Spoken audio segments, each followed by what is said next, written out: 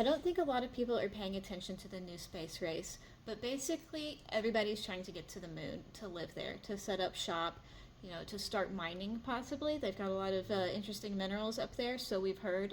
No oil that I'm aware of, but I'm American, I'll keep my ears open. NASA's program to take us to the moon was called Apollo, and now we're on to Artemis, which in Greek mythology was Apollo's sister. Artemis 1 has already happened. You probably missed that unless you're a mega nerd like me and you pulled over on the side of the road to watch it go up. Artemis 1 orbited the moon, tested out the new Orion spacecraft and the Space Launch System.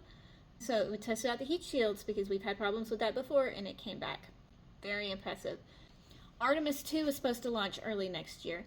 It's going to be super exciting. I'm going to have it up on my TV when it happens. It's been delayed several times. Safety should come first. So if they're going to push it back because they've got some safety issues, nobody should complain about that. This is going to be the first crewed mission in the Artemis series. 3 Americans and 1 Canadian. This is going to be the first crewed mission to go beyond low Earth orbit since 1972.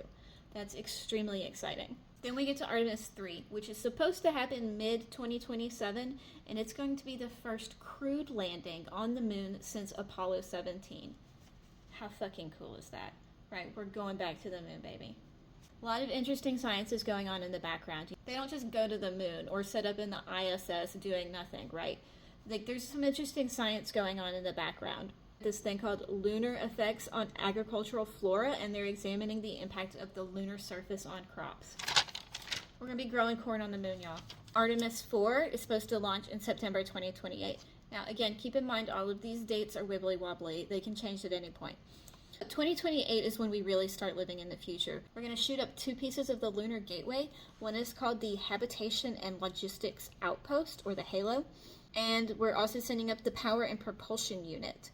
The Artemis 4 crew is responsible for launching the International Habitation Module and docking it to the HALO, right? Because it's already going to be up there. And they're going to touch down on the moon and come back. Artemis 5 is supposed to go up March 2030, which is not that far away. I know it sounds like a long time, but it's really not. This is going to be our 3rd lunar landing in the Artemis series.